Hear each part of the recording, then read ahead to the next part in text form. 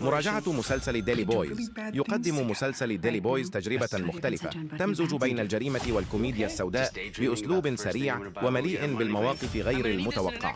تبدأ الأحداث عندما يجد شقيقان مدللان نفسيهما في مواجهة حقيقة صادمة بعد وفاة والدهما، ليكتشفا أن إمبراطورية العائلة التي ظنا أنها قائمة على التجارة المشروعة تخفي وراءها عالماً إجرامياً معقداً.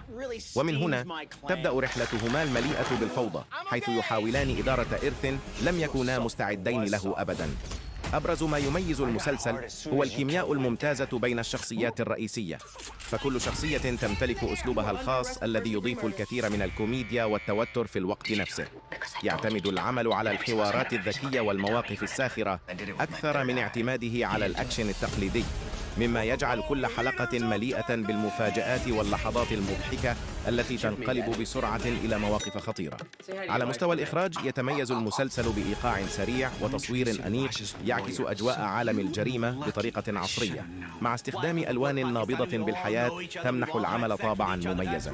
كما أن الموسيقى التصويرية تتماشى بشكل رائع مع الأحداث، فتزيد من حماس المشاهد وتدعم التحولات المفاجئة في القصة. لا يكتفي ديلي بويز بتقديم قصة عن العصابات، بل يناقش أيضاً العلاقات العائلية والثقة والطموح، وكيف يمكن للسلطة والمال أن يغيرا الأشخاص عندما يجدون أنفسهم في مواقف لم يتخيلوها.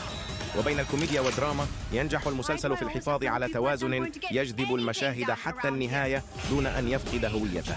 إذا كنت من محبي الأعمال التي تجمع بين الجريمة والكوميديا السوداء مع شخصيات كاريزمية وأحداث مليئة بالمفاجآت، فإن ديلي بويز يقدم تجربة مسلية وخفيفة بإخراج متقن وأداء تمثيلي قوي، ليكون واحدا من المسلسلات التي تستحق